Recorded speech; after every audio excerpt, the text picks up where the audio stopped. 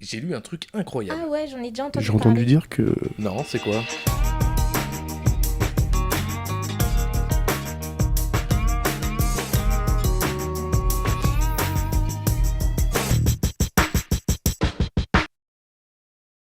Alessandra Kirch, bonjour. Bonjour.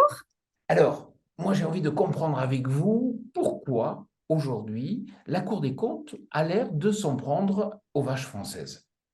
Alors, la Cour des comptes, son objet, c'est de regarder si les dépenses publiques sont bien utilisées ou pas.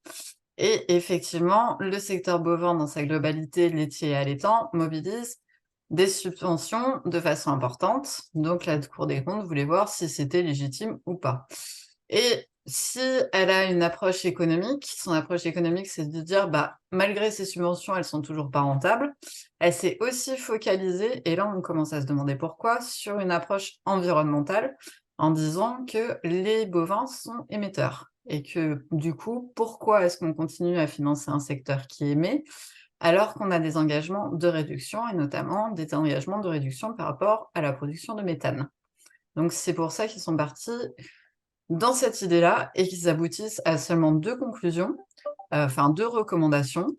C'est un, réduire le cheptel, point barre, c'est écrit comme ça, pour aller justement vers ces engagements de réduction, des émissions de méthane, et 2, accompagner, vers la sortie ceux qui sont pas bons. En Alors, gros, c'est ça.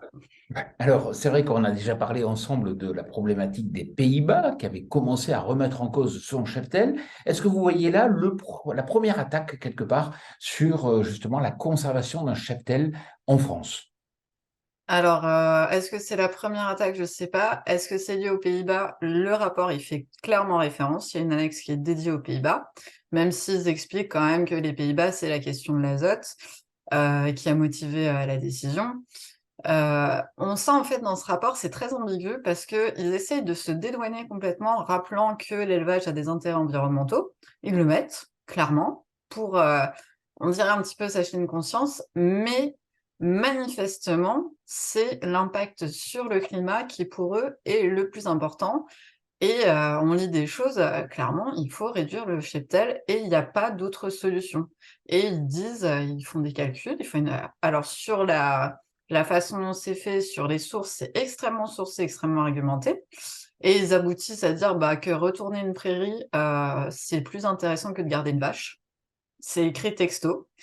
Et que la priorité, c'est la réduction du cheptel et que tout ce qu'on peut mettre en œuvre, tout ce qui est, aujourd'hui réalisé par l'IDEL, toutes ces stratégies, enfin toutes ces expérimentations pour réduire, les émissions de méthane des ruminants, tout ça, c'est pas efficace par rapport à la réduction du cheptel et qu'il y aura que la réduction du cheptel qui sera efficace et que ça tombe bien parce que de toute façon, les gens mangent trop de viande. Alors les gens mangent trop de viande, donc ils argumentent ça en disant qu'il y a un tiers des Français qui dépassent le plafond de 500 grammes par semaine. Sauf que si on prend la consommation de viande, par habitant, une moyenne, on est en dessous de ce plafond, on est à 400 et quelques grammes par semaine. Donc, est-ce que réduire le cheptel permettra à ces gens qui mangent trop de viande d'en manger moins pour aller vers ces préconisations en matière de santé? Rien n'est moins sûr. Par contre, ce qui est sûr, c'est que réduire le cheptel, ça aura pour conséquence d'augmenter les importations, parce qu'aujourd'hui, on a une tendance, si on parle de la viande, de réduction de la consommation de viande, contrairement à ce qu'on en dit, elle est légère. J'ai fait des calculs, entre 2010 et 2022, c'est moins 6%.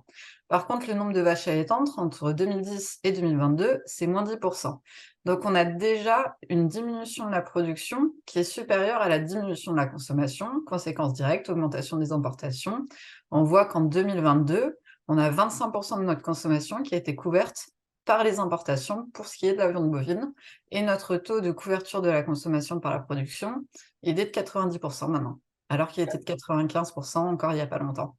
Alors, on le sait, l'agriculture, c'est toujours complexe et les questions liées à l'agriculture sont complexes à prendre en compte.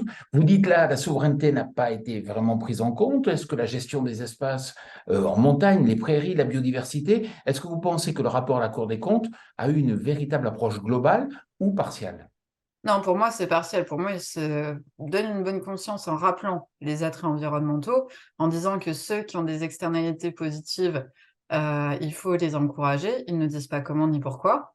Par contre, ils restent vraiment, sur cet aspect GES. en s'appuyant sur des engagements. Mais en fait, ce qu'il faut comprendre, c'est que les engagements de réduction, ils sont systématiquement dans le périmètre des émissions sur le territoire national et ne prennent pas en compte le périmètre des importations. C'est-à-dire l'empreinte carbone, c'est quand on considère ce qu'on consomme en carbone, y compris via les importations, et ça, c'est pas pris en compte dans nos engagements.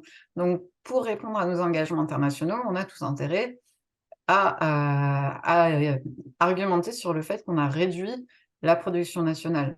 Donc pour eux, c'est ça qui prime et c'est une logique qu'on retrouve dans plusieurs politiques. Mais si on regarde au niveau européen, la Commission européenne, elle a fait des scénarios de réduction du cheptel dans ses perspectives.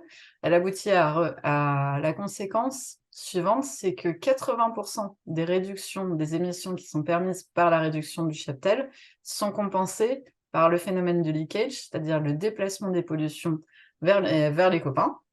Et donc, au final, 80% de ces émissions, enfin de baisse d'émissions, sont compensées par une augmentation des émissions ailleurs. Or, les gaz à effet de serre, c'est pas une problématique locale comme on peut avoir au niveau biodiversité sur des insectes ou une qualité de l'eau, c'est une problématique mondiale. Donc, déplacer les pollutions, déplacer les émissions de gaz à effet de serre, c'est contre-productif.